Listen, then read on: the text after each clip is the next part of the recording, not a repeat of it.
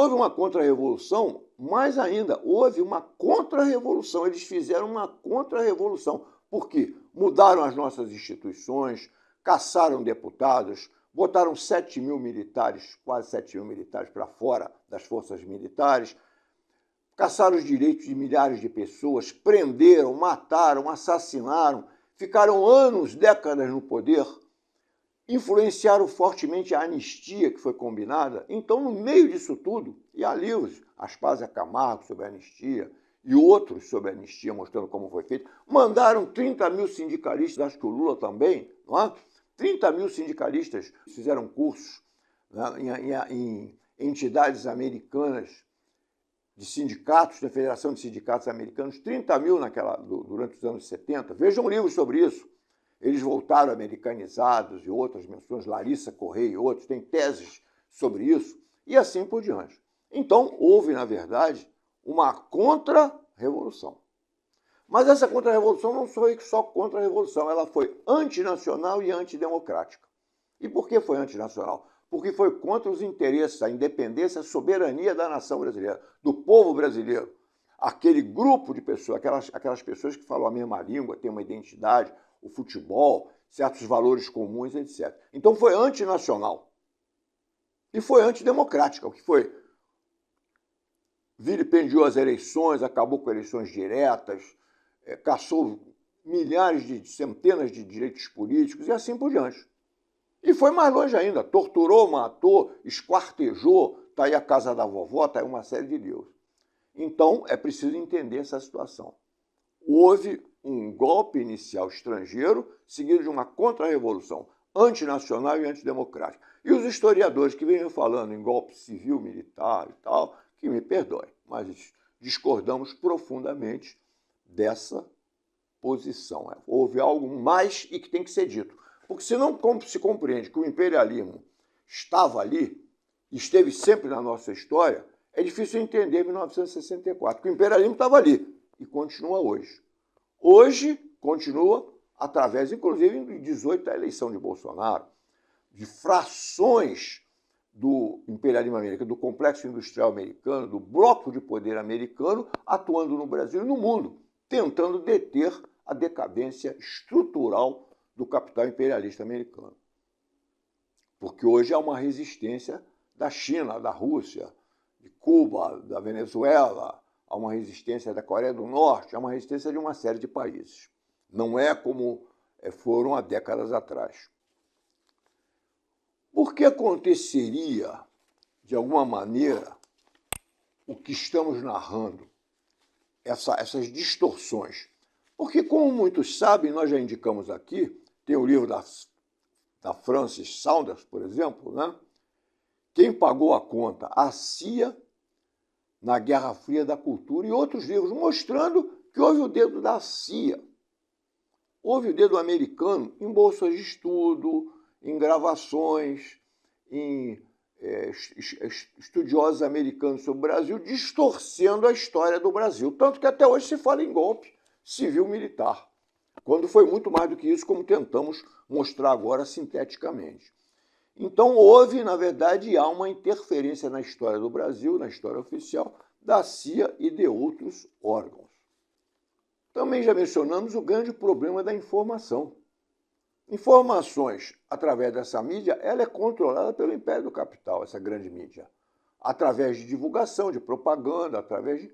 Isso é fácil ver, vejam aí agências de propaganda, vejam tudo isso.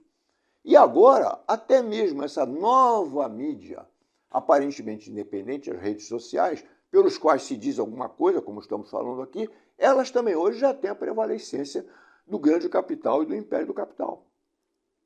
Grandes empresas, grandes conjuntos, grupos de mídia, estão hoje já nessas redes sociais, dominando e influenciando. E, naturalmente, distorcendo a história. Tem um ou outro setor mais independente, alguns com mais, outros com menos independência, e que se são obrigados a, se quiserem continuar, se submeter à censura estrangeira. 1964, para aqueles que não lembram, veja, por exemplo, o governo João Goulart, do Muniz Bandeira, entre outros livros, né, os livros de Carlos Fico e outros. 1964 foi precedido de um IBAD, de um IPES, dinheiro estrangeiro ostensivamente financiando. Goulart não conseguiu impedir isso. Goulart foi traído por oficiais como o próprio Castelo, nomeado para o Estado-Maior, dirigindo o Estado-Maior militar, quando o Castelo, na verdade, era amigo íntimo do Vernon Walters. No dia 13 de março do comício, ele e o Vernon Walters, que era um assessor americano ligado diretamente à presidência dos Estados Unidos, estava na casa de Castelo Branco. E Vernon Walters foi amiguinho de Castelo lá na Itália, dizem que ajudando em furos que as tropas brasileiras fizeram por lá. Então, nós tivemos toda uma situação de CIA atuando no Brasil, de PES atuando no Brasil, distribuindo documentários no Nordeste, em praças públicas, violentamente fazendo uma campanha contra a Revolução em curso no sentido da independência pacífica do Brasil. E preparando o que foi esse golpe civil-militar, que foi um golpe estrangeiro e uma contra-revolução.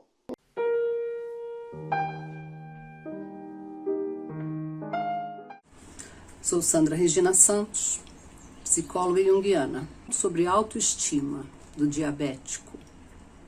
Nós sabemos que uma vez diagnosticado, temos que mudar o nosso modo de vida, nosso estilo de vida, nossas alimentações, nossos pensamentos. Quanto mais cria-se resistência e negação, mais difícil fica para nos tratarmos. Então, isso é difícil para o adulto, mas imagina como é difícil para uma criança ou para um jovem adolescente. Nesse ponto, eu chamo a companhia da família, o acompanhamento da família, para que assista de forma amorosa, porque nós precisamos de doses diárias de medicação oral e injetável, e precisamos de uma boa nutrição, precisamos de atividade física, multiprofissionais. Não deixe de passar pelo seu médico, de fazer as suas atividades que correspondem à sua melhora na autoestima. Fica ligado em você, fica ligado aqui que nós vamos passando essas informações. Não dance o tango da morte, dance conosco o tango da alegria. Caminhando Jornal TV, cultura, política, música, poesia. Sábado, 13 horas, na TV Comunitária do Rio de Janeiro, canal 6 da NET.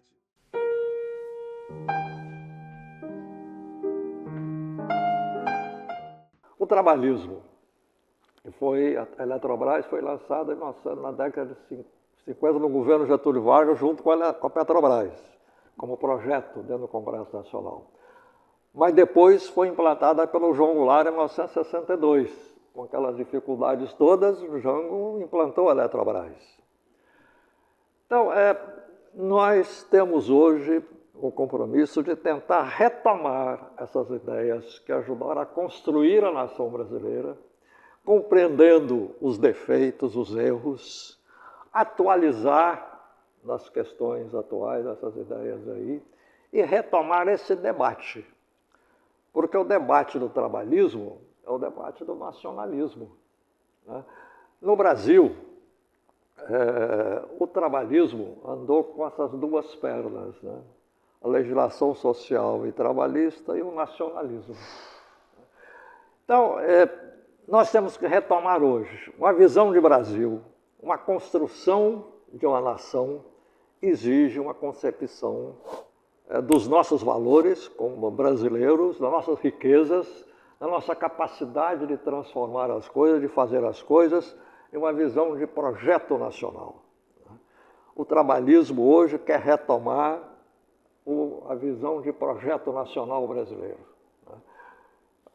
corrigindo tudo que tem que ser corrigido, mas atualizar, colocar agora o que tem que ser colocado.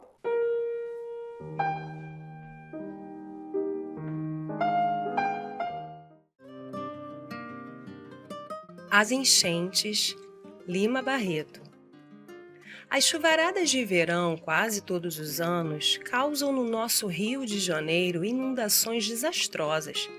Além da suspensão total do tráfego, com uma prejudicial interrupção das comunicações entre os vários pontos da cidade, essas inundações causam desastres pessoais lamentáveis, muitas perdas de haveres e destruição de imóveis. De há muito que a nossa engenharia municipal se devia ter compenetrado do dever de evitar tais acidentes urbanos. Uma arte tão ousada e quase tão perfeita como é a engenharia não deve julgar irresolvível tão simples problema. O Rio de Janeiro da avenida, dos squares, dos freios elétricos, não pode estar à mercê de chuvaradas mais ou menos violentas para viver a sua vida integral. Como está acontecendo atualmente, ele é função da chuva. Uma vergonha. Não sei nada de engenharia, mas pelo que me dizem os entendidos, o problema não é tão difícil de resolver como parece fazerem constar os engenheiros municipais, procrastinando a solução da questão. Infelizmente, porém, nos preocupamos muito com os aspectos externos, com as fachadas, e não com o que há de essencial nos problemas da nossa vida urbana, econômica, financeira e social.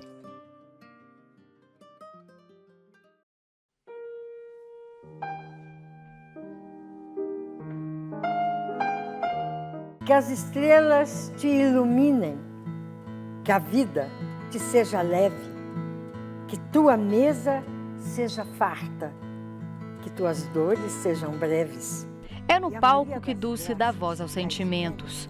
Que a natureza te seja grata, que tenhas sempre o coração generoso, que possas sempre fazer o bem e sobreviver ao mal. O teatro ele tem mais de 10 mil anos e ele sempre foi perseguido. E nem assim o teatro deixou de existir. Em 1970, Dulce foi presa. Ela fazia parte do Partido Operário Revolucionário Trotskista. Era uma imundice que não tinha tamanho. Nas paredes, excrementos, sangue.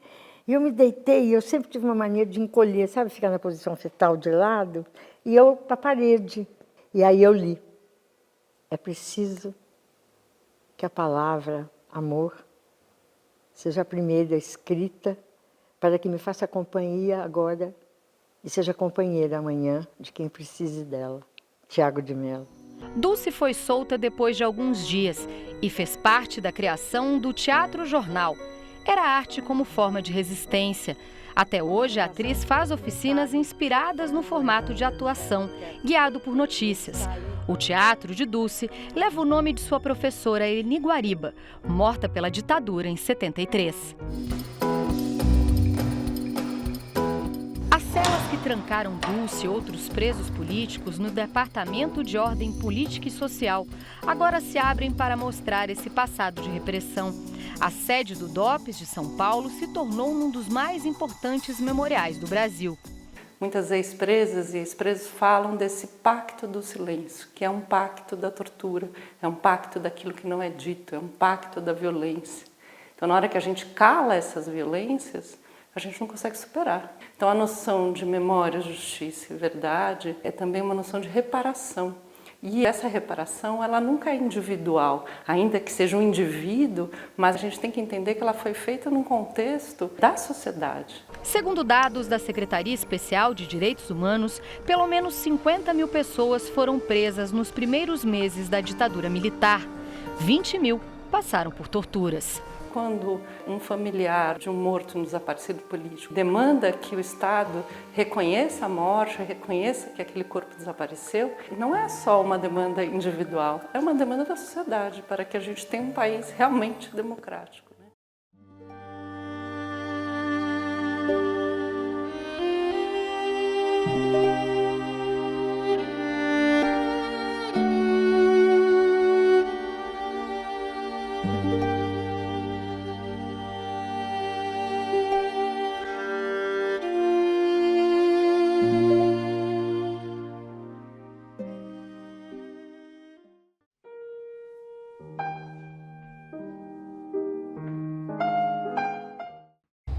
Bem, no caso da América Latina, nós teremos também, claro, influência dessa Guerra Fria, que depois que o bloco socialista cresce, né, os Estados Unidos ficam muito preocupados com a situação da América Latina, né, não só com a Europa, mas também com a América Latina.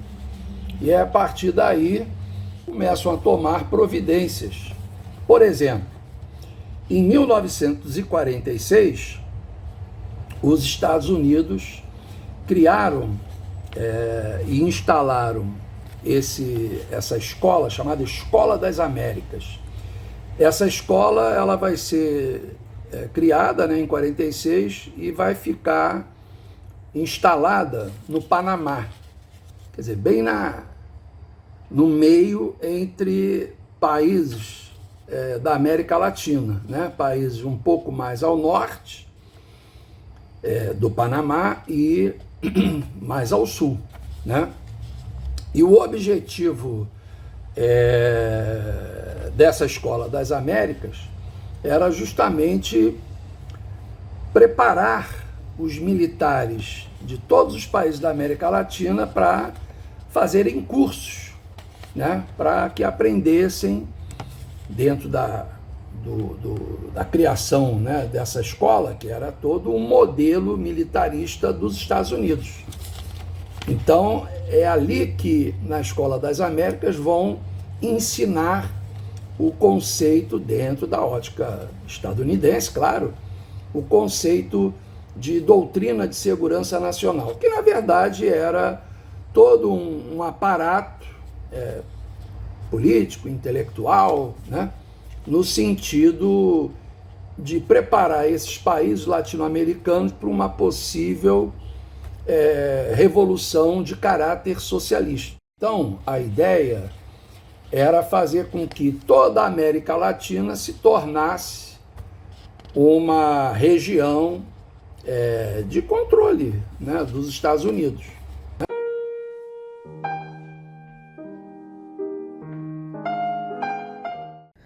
Falaremos hoje sobre a grande escritora Clarice Lispector, que iniciou no Brasil a grande introspecção. A Hora da Estrela foi o último romance escrito por Clarice em vida, mas ela já estava muito doente, ela estava com a neoplasia maligna em ovário e faleceu logo em seguida ao lançamento do livro, com 57 anos. Nesse romance, ela voltou, de certa forma, às suas origens judaicas, porque ela colocou no livro a heroína chamada Macabeia, em homenagem a Judas Macabeu, um herói judaico que viveu 2 séculos antes de Cristo. E ela, na infância, ela conviveu com a cultura judaica, porque o pai dela era seguidor do Talmud, né? A estrela que faz parte do título, né, do livro, alguns autores admitem que está relacionada à estrela de Davi, que é uma estrela ligada à cultura judaica. A heroína Macabeia é alagoana, ignorante sobre todos os fatos da vida, uma pessoa totalmente desinformada e sem nenhum preparo para a vida. Clarice descreve o isolamento da protagonista numa denúncia sobre o isolamento de pessoas segregadas entre si por problemas sociais, né? Esse isolamento causa muita tristeza. Clarice sentiu tudo isso, mesmo nunca tendo sido uma pessoa miserável. Clarice, com sua genialidade, foi uma escritora vitoriosa, mas com uma vida repleta de sofrimentos e de grande introspecção.